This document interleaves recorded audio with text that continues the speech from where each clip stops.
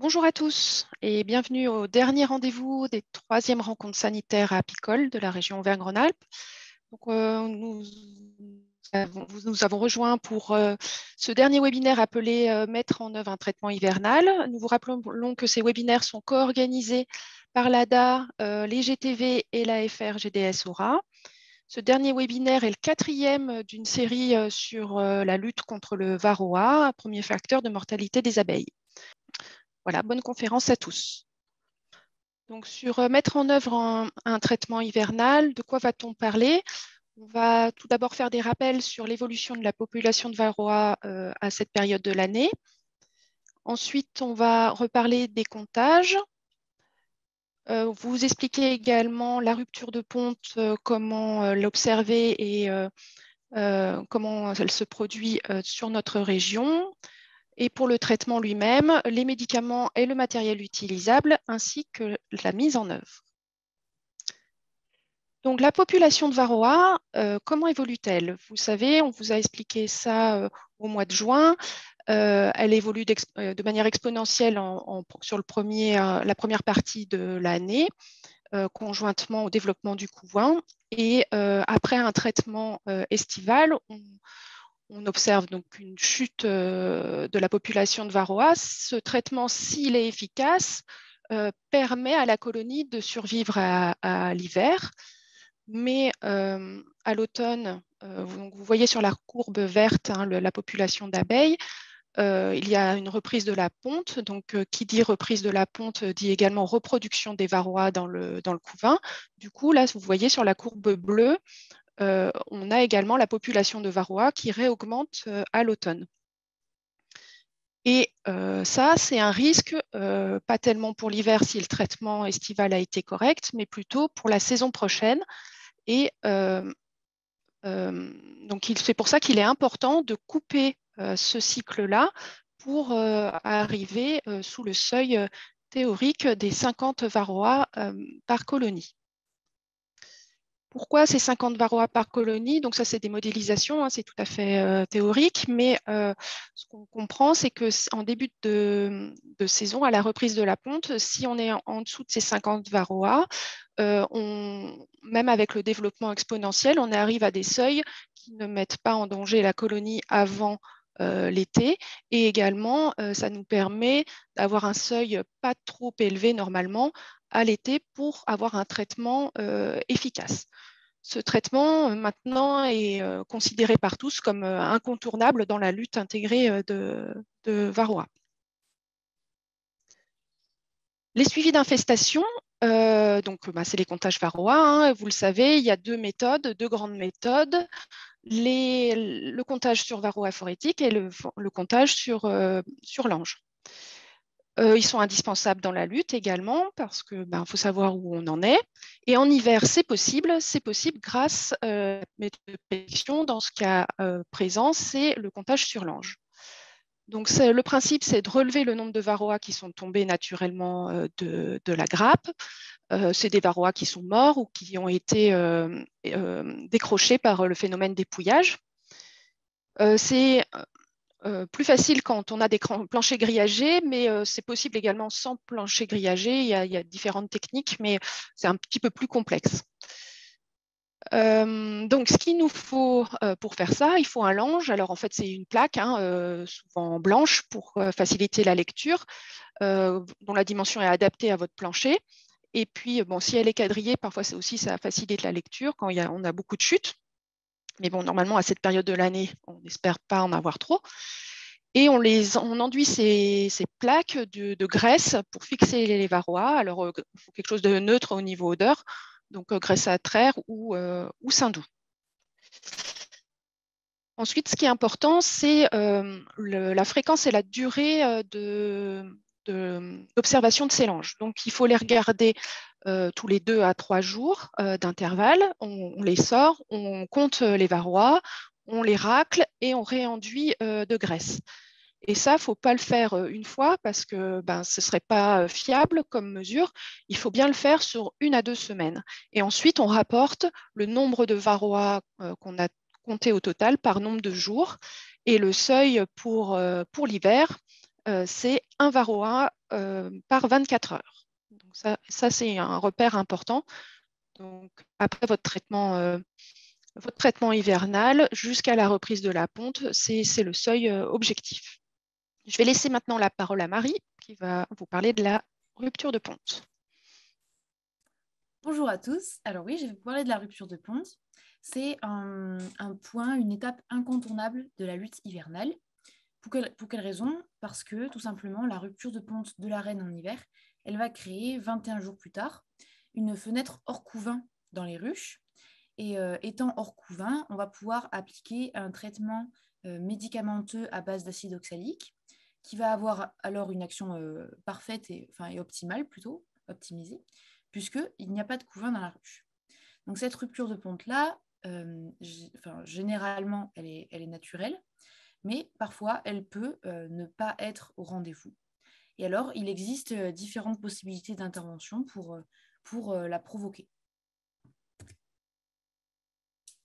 On peut peut-être d'abord parler de la rupture de ponte naturelle qui peut avoir lieu toute seule, donc. Mais dans tous les cas, elle doit faire l'objet d'une surveillance parce qu'elle n'est pas toujours sur la période où on l'attend. Il y a plusieurs facteurs qui influencent l'arrêt de ponte des rennes.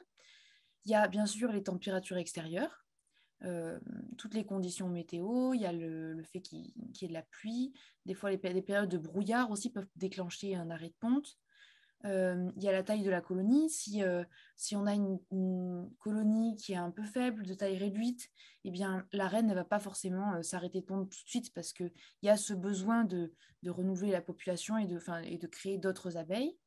Ça va dépendre aussi des réserves en pollen, puisqu'on sait que le couvain il est alimenté avec le pollen. S'il y en a plus, si on est en carence en pollen, bah forcément il peut y avoir un arrêt de ponte. Et ça, c'est pas forcément que le cas en hiver, puisque c'est des choses qu'on observe en été pendant les périodes de sécheresse, par exemple.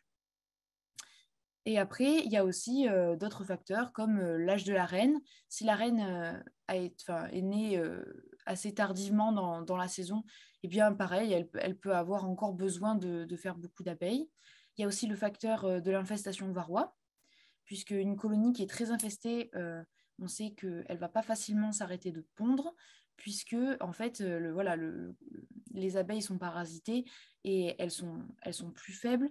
Donc, il y a toujours ce besoin de... Enfin, c'est compliqué pour la reine de s'arrêter de pondre, puisqu'il y a toujours ce besoin de recréer de la population pour compenser la présence de varroa. Et puis, bien sûr, il y a aussi le facteur génétique. Ça fait beaucoup de choses à prendre en compte quand on veut. C'est pour ça que parfois, c'est pas facile d'anticiper l'arrêt de ponte et que dans tous les cas, il faut absolument pouvoir surveiller ces ruches. Voilà, donc la surveillance de la rupture de ponte, elle est tout à fait réalisable en hiver puisque ouvrir ces colonies en période hivernale, même s'il y a quelques conditions à respecter, c'est toujours possible. La première chose à savoir, c'est que voilà, on n'ouvre pas ces ruches quand il fait trop froid. Parce que les colonies à ce moment-là, elles sont grappées. Et en fait, le moindre mouvement de cadre peut faire tomber la grappe au fond de la ruche. Ça peut être, du coup, ça peut être complètement néfaste pour la survie de la colonie. Donc, il faut qu'il fasse des températures douces. S'il fait plus de 10 degrés, c'est bon. En général, ça dépend probablement des régions. Mais on a toujours en hiver une belle après-midi ensoleillée où il fait entre 10 et 15. C'est quelque chose qui se rencontre quand même, souvent selon les lieux. Et c'est un moment où on peut facilement aller observer qu'est-ce qui se passe dans les ruches. Voilà, donc il faut faire attention quand même. On n'ouvre pas trop brusquement, on en fume doucement pour pas trop perturber la colonie. Et puis, on essaye d'être rapide, quoi, pour aller voir où est-ce que ça en est, est-ce qu'il reste du couvain, est-ce que la reine a arrêté de pondre. Voilà pour la surveillance naturelle. Et après, il faut savoir que de plus en plus, et particulièrement à cause du réchauffement climatique, du dérèglement climatique, les hivers sont de plus en plus doux et il peut arriver que la rupture de ponte ne soit pas au rendez-vous. C'est alors possible de la provoquer par différentes pratiques. Et il y en a une qui est l'encagement hivernal. Alors, c'est un sujet qu'on a déjà abordé l'année dernière dans un rendez-vous ou des rencontres sanitaires apicoles. Et vous pouvez retrouver la vidéo vraiment détaillée qui traite de ce sujet sur la page YouTube de la FRGDS. Et à la Daora, c'est un sujet sur lequel on a pas mal travaillé les dernières années. Donc pareil, vous pouvez retrouver une vidéo très spécifique, très orientée engagement hivernal sur la page de la Daora. Voilà, pour ça. Juste un petit rappel de pourquoi on encage. C'est tout simplement parce que ça va permettre d'optimiser ces traitements divers, puisque en créant une rupture de ponte, en enfermant la reine, on va créer une rupture de ponte et donc une fenêtre hors couvain, on va pouvoir traiter efficacement. Et ce qu'il faut savoir, c'est que c'est une pratique. L'encagement, c'est vrai que des fois ça peut faire un peu peur, c'est pas toujours évident à pratiquer, mais ce qu'il faut savoir, c'est que pratiquer l'encagement hivernal, là par exemple maintenant, là, on est en octobre, on est le 20 octobre, il y a des apiculteurs et des apicultrices qui choisissent déjà de faire un encagement hivernal pour être sûr dans 21 jours d'être hors couvain et de pouvoir après traiter efficacement. Donc c'est quelque chose qui peut se faire maintenant. C'est aussi une solution qui peut être envisagée comme traitement de rattrapage si par exemple on s'aperçoit que en septembre il y a trop de varroa, il faut pouvoir agir. Ou alors maintenant, si on s'aperçoit qu'il y a trop de varroa dans les ruches et que probablement la colonie ne va pas s'arrêter de pondre toute seule, puisqu'on a dit que une grosse infestation peut empêcher la reine de s'arrêter de pondre, eh bien ça peut être une solution. On peut utiliser l'encagement hivernal pour s'assurer de l'efficacité des traitements. Par contre, il faut faire très attention, c'est qu'on n'engage pas n'importe quelle colonie. Il y a pas mal de connaissances à avoir autour de ça et c'est pour ça que je vous invite, si vous avez envie de pratiquer cette méthode-là, d'aller voir la vidéo des rencontres sanitaires de l'année dernière parce que tout est bien expliqué et il faut vraiment pouvoir avoir tout ce savoir-là avant de commencer à faire cette pratique. Voilà pour l'engagement. Après, il y a aussi la possibilité, si on s'aperçoit par exemple que voilà, on avait décidé de traiter tel rucher et qu'il reste encore quelques colonies avec un petit peu de couvain, eh bien, il y a toujours la possibilité de faire du griffage. C'est pas très agréable à faire parce que détruire du couvain avec un lève-cadre, c'est pas très joli. Mais par contre, ça peut vraiment permettre de ne pas laisser sur un rucher des colonies qui vont garder un stock de varroa qui pourrait après leur porter préjudice pour la saison suivante. Donc ça, c'est tout simple. Voilà, on ouvre les colonies et si on s'aperçoit qu'il reste du couvain dans certaines, on peut le griffer. On peut aussi choisir de faire ça sur tout un rucher.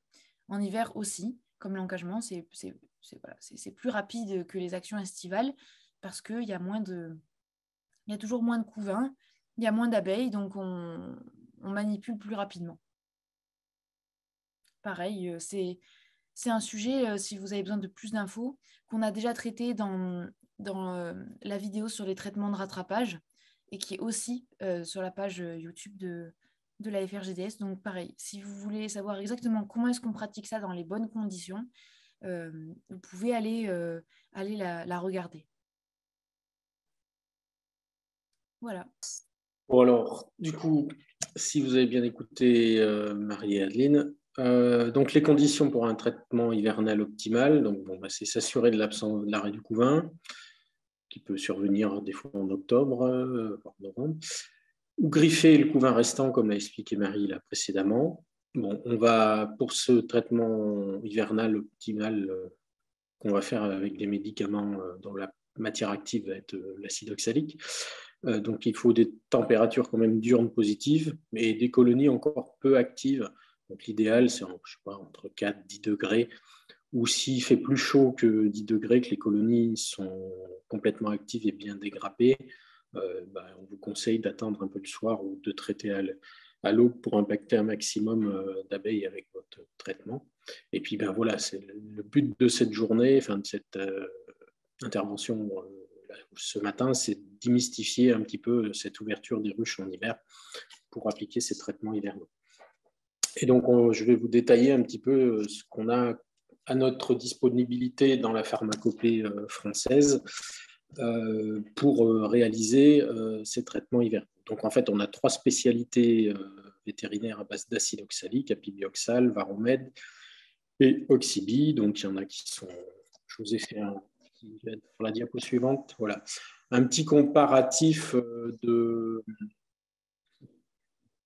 les 3 spécialités pour vous aider un petit peu à choisir ce que vous pouvez utiliser suivant le nombre de ruches que vous avez à traiter, suivant si vous voulez quelque chose qui est prêt à l'emploi ou qui va nécessiter de faire d'abord un sirop, de mélanger une poudre avec le sirop, et ainsi de suite. Donc vous avez 2 spécialités, donc Varomède notamment, qui est complètement prêt à l'emploi, qui est disponible uniquement pour l'instant avec la bouteille de 555 ml, donc plutôt adapté à des petits ruchers, un petit nombre de colonies à traiter, mais qui a l'avantage d'être complètement prêt à l'emploi, d'une grande sécurité pour l'utilisateur, puisque vous n'avez pas besoin de manipuler de poudre d'acide concentré au rucher ou à la maison pour préparer votre médicament. Donc, il y a un coût à la ruche, bien sûr, plus élevé, puisqu'il est prêt à l'emploi. Ensuite, vous avez l'intermédiaire, l'Oxybi, qui est quasiment prêt à l'emploi. Vous avez juste à mélanger. Vous avez déjà l'acide qui est en solution, dans une solution avec du glycérol et de l'eau. Et vous avez juste à rajouter 2 sachets de sucre qui sont livrés avec le médicament. Donc, vous ne manipulez pas l'acide dans le rucher. Et alors, ces 2 spécialités, le Varomède et l'Oxybi, ont un autre avantage, c'est qu'ils ont une durée de conservation qui a été vérifiée. Une fois ouvert, donc de 30 jours pour le Varomède, et une fois reconstitué, de 1 an avec l'Oxybi, à condition de le garder à l'abri de la lumière et au frigo. Voilà. Il y a de soi qu'on les réchauffe avant de les dégoûter sur les abeilles, bien sûr, comme on verra par la suite.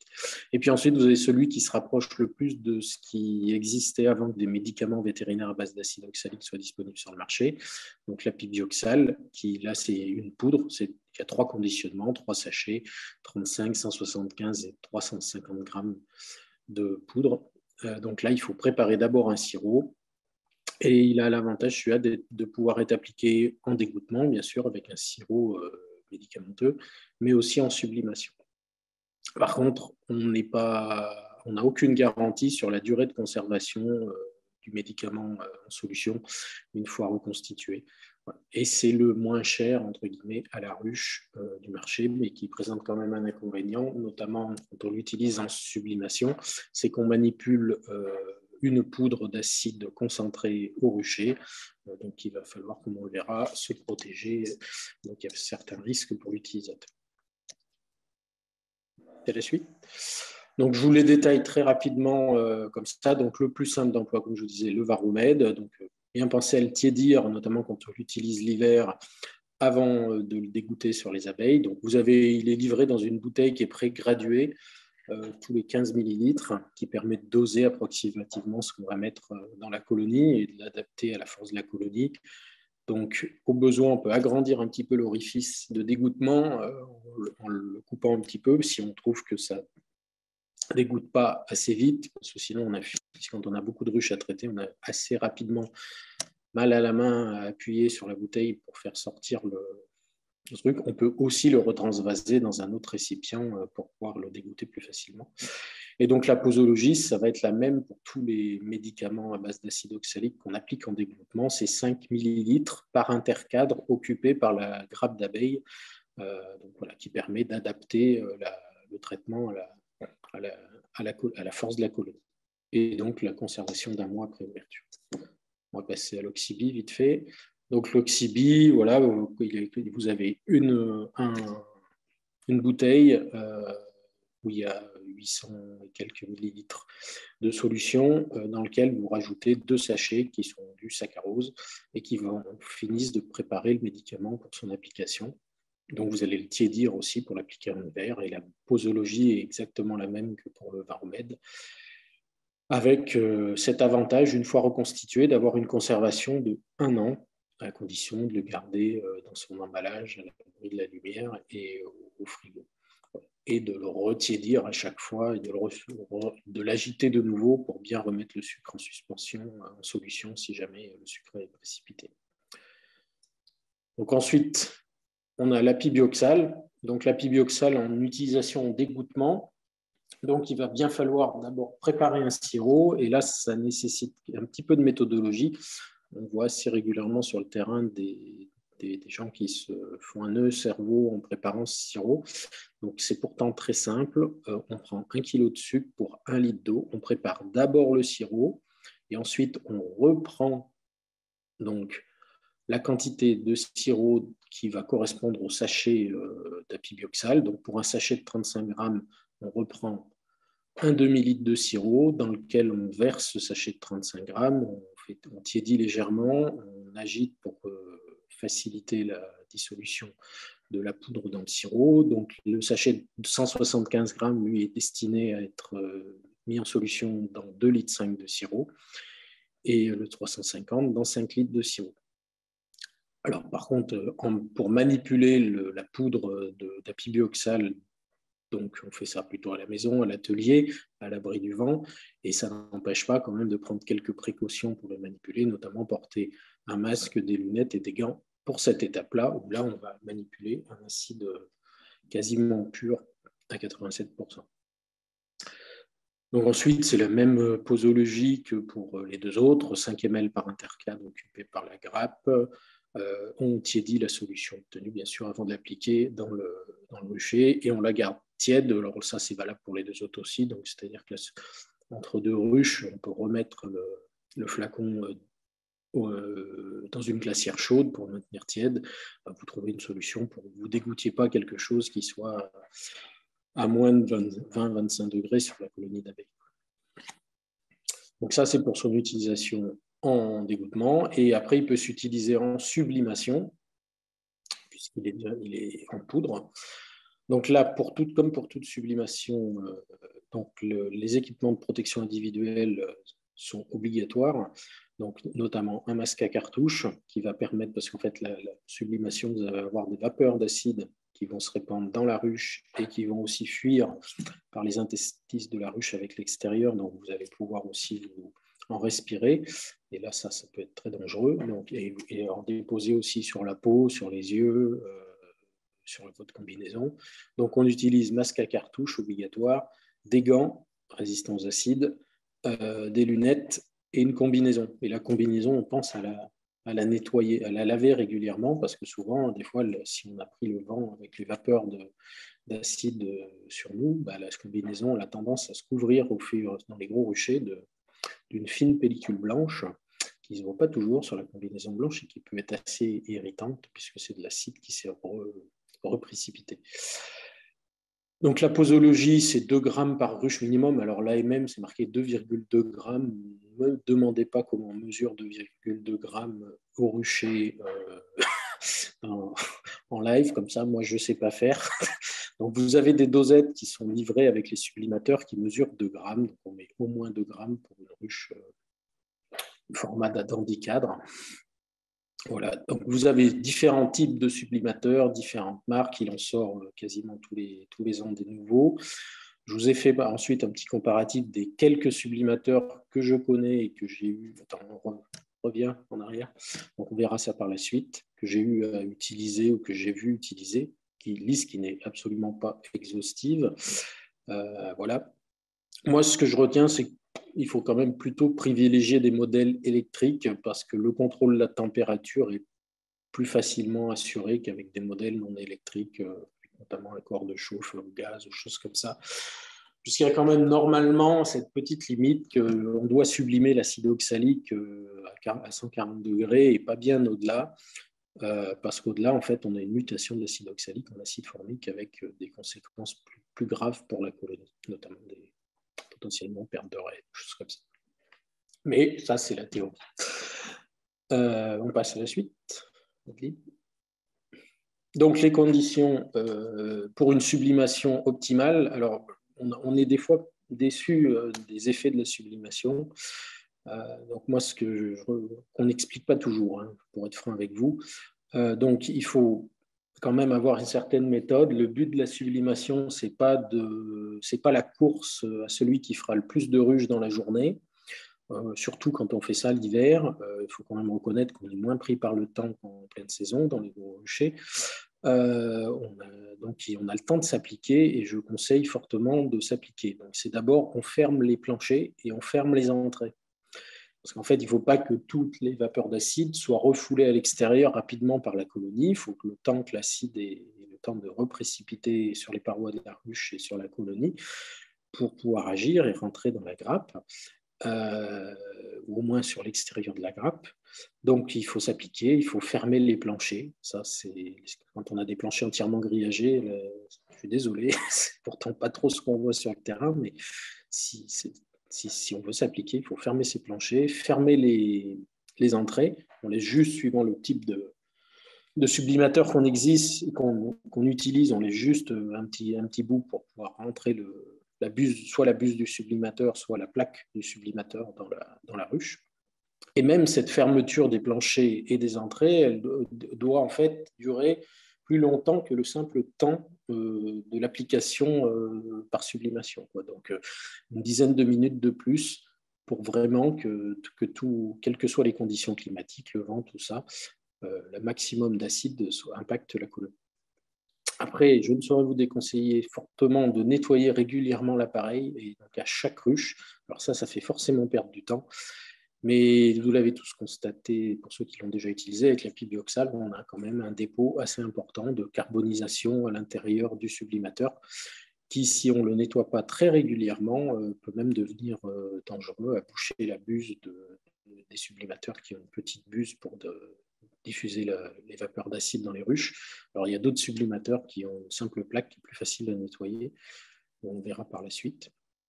Et bien attendre l'arrivée à la température de l'appareil pour sublimer, notamment ceux qui permettent de sublimer plusieurs ruches à la suite sans arrêter la chauffe de l'appareil. Il faut quand même s'assurer que par moment, le sublimateur il n'arrive pas à la bonne température.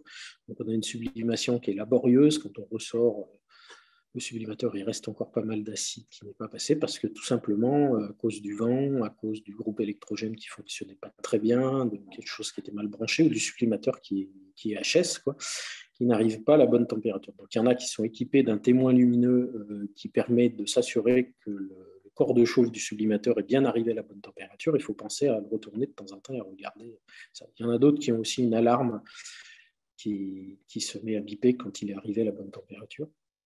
Voilà. Donc, et puis aussi une autre chose qu'on oublie un peu, c'est de prendre en compte sur les colonies qui sont partitionnées, qui sont serrées sur un côté de la ruche, prendre en compte quand on sublime ce partitionnement et notamment rentrer la buse du sublimateur, il va de soi du côté ou duquel est partitionnée la colonie, quoi. Pas aller sublimer dans la partie vide. Là, on peut avoir quelques doutes sur la capacité de l'acide à bien impacter la grappe. Donc, bien respecter toutes ces choses-là. Donc, comme je le dis, le but, ce n'est pas de faire le plus de ruches dans la journée, c'est de le faire correctement. Donc, voilà, je vous ai fait ce petit comparatif de sublimateurs. Alors, il y en a grosso modo deux types. À la colonne de gauche, donc les sublimateurs les plus simples. Donc, vous avez type Varox, type Oxalica Start ou Oxalica Smart. Alors, il y en a d'autres aussi sur le marché. En fait, ils sont souvent alimentés simplement par une batterie 12 volts. Sans contrôle de la température, mais en fait, on dépose l'acide dans le sublimateur sur le corps de chauffe froid à chaque fois. Et ensuite, on rentre ce corps de chauffe sous la grappe d'abeille dans la ruche et ensuite on branche. Donc en fait, ça chauffe progressivement et quand ça devient très très chaud, en fait, il reste déjà plus d'acide à sublimer. Donc, ceux-là sont les plus économiques. Le temps de sublimation est un peu plus long puisqu'il faut que l'appareil rechauffe à chaque fois, qu'on attende qu'il ait bien vaporisé toute l'acide. Donc, ça prend à peu près 2-3 minutes par ruche à partir du moment où on le branche sur la batterie. Le temps de chauffe donc dure 2 minutes.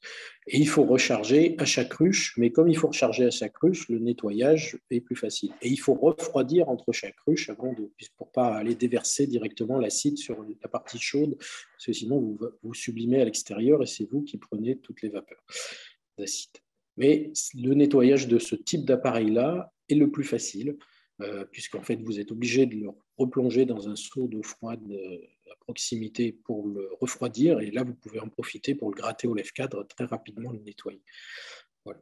Donc c'est le coût les appareils les moins chers du marché et ils sont plutôt adaptés à des petits ruchers parce que vous doutez bien que le débit de chantier là-dessus est plus réduit qu'avec d'autres appareils qui restent eux en chauffe tout le temps.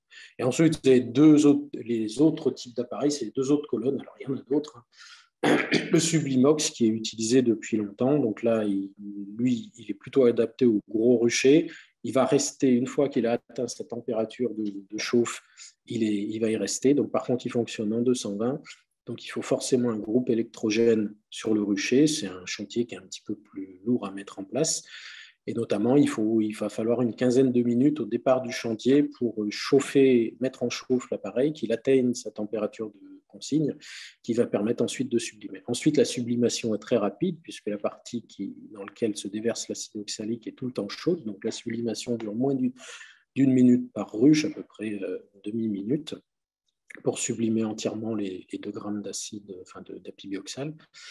Et la recharge donc en acide est à faire à chaque ruche. Et par contre, ils ont cet appareil, notamment quand on sublime avec l'apibioxal, il a tendance à s'encrasser assez vite, et notamment la buse qui peut se boucher parce qu'elle est souvent coudée suivant les versions du Sublimox. Donc il faut bien penser à dégager cette buse et à nettoyer le corps de chauffe avant de remettre une dose d'acide dans la ruche. Donc on le nettoie avec un lève-cadre adapté pour ne pas se brûler non plus. Voilà, puisque l'intérêt de cet appareil, c'est qu'il reste en chauffe tout le temps et qu'il permette de gagner du temps et d'avoir peu de laps de temps, puisqu'on n'a pas besoin de le refroidir entre chaque ruche. Donc son coût est assez élevé, d'autant plus qu'il nécessite un groupe électrogène. Et ensuite, vous avez le même genre un peu d'appareil, le type Oxalica Pro, alors avec différentes versions, Fast, il en sort tout le temps aussi, donc qui peuvent fonctionner soit en 12 volts, soit en 220 avec groupe, donc suivant les versions. Donc avec pareil, un corps de chauffe qui reste chaud, un thermostat qui contrôle la température, un temps d'arrivée en chauffe au départ d'une quinzaine de minutes. Alors, ce qu'il faut voir sur ces deux types d'appareils, c'est que ce temps de chauffe d'une quinzaine de minutes, en fait, fait que leur intérêt est très limité sur des petits ruchers.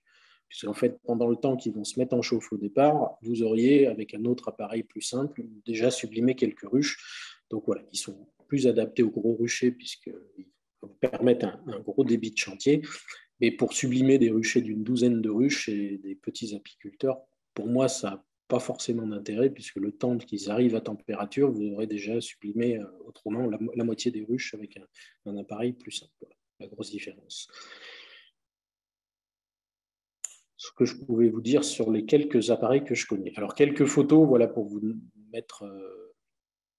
pour bien vous faire comprendre qu'il faut le nettoyer, ne serait-ce que pour votre sécurité et pour une bonne sublimation de l'acide. Donc à droite, vous avez l'appareil simple type Varrox, là, juste la cupule. Donc là, lui, vous voyez bien que comme on le refroidit entre chaque ruche, il est facile de gratter et de le nettoyer. Donc là, avec notamment la dosette pour 2 grammes. Non, ça doit être pour 1 gramme, il faut en mettre 2. Désolé, c'est celle qui est livrée avec l'appareil.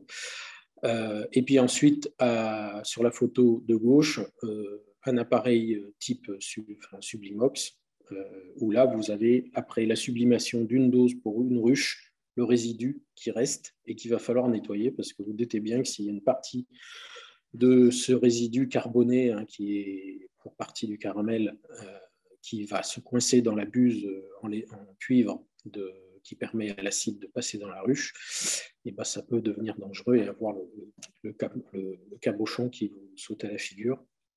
Et surtout la sublimation qui ne se passe pas bien, puisqu'en plus, cette partie carbonée va faire que le contact de l'acide avec le corps de chauffe va être diminué, et donc la sublimation plus fastidieuse et laborieuse. Voilà. Bon, je continue aussi. Donc, et après, une fois qu'on s'est appliqué à faire sa sublimation ou à faire son dégouttement, si on a fait le dégouttement, qu'on s'est appliqué à bien faire son sirop si on a utilisé de l'apibioxal.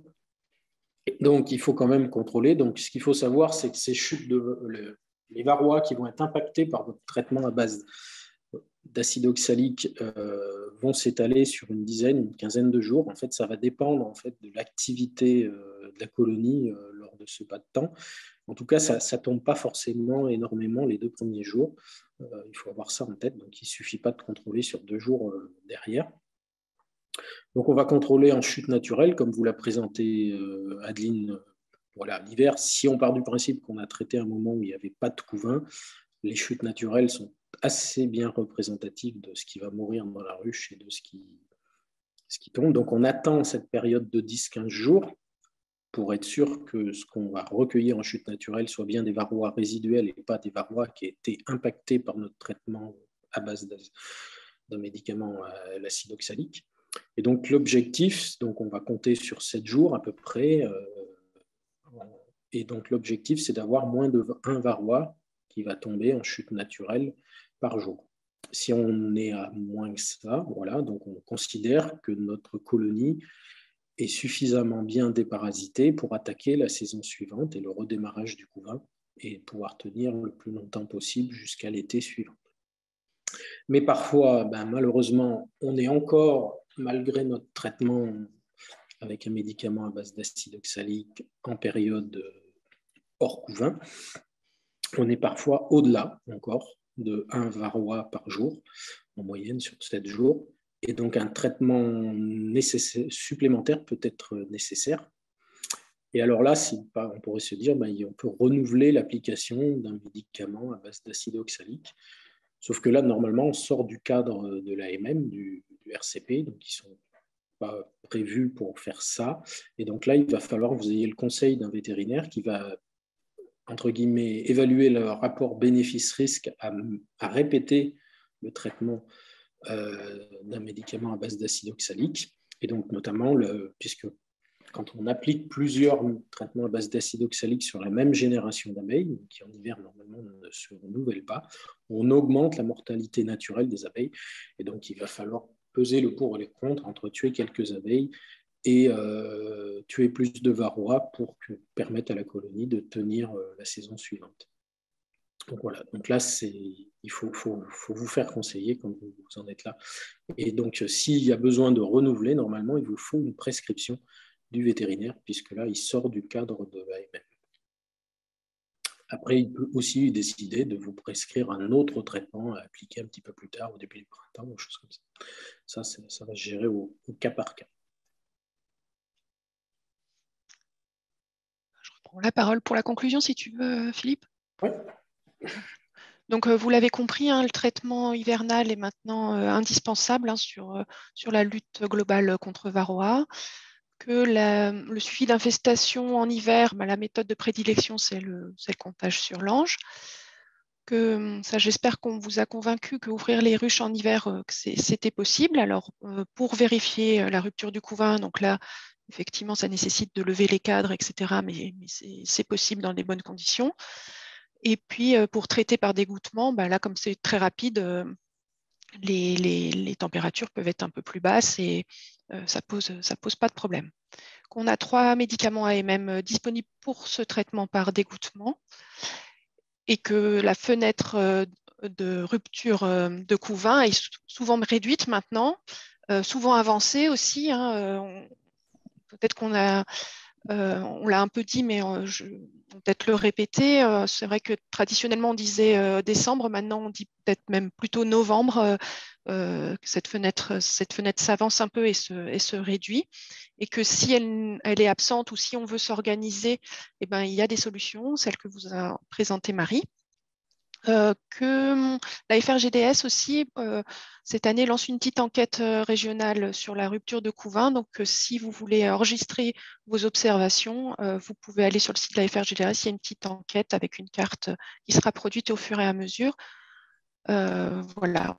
On vous remercie et je remercie aussi tous les organisateurs parce que voilà, c'était des webinaires très agréables à organiser.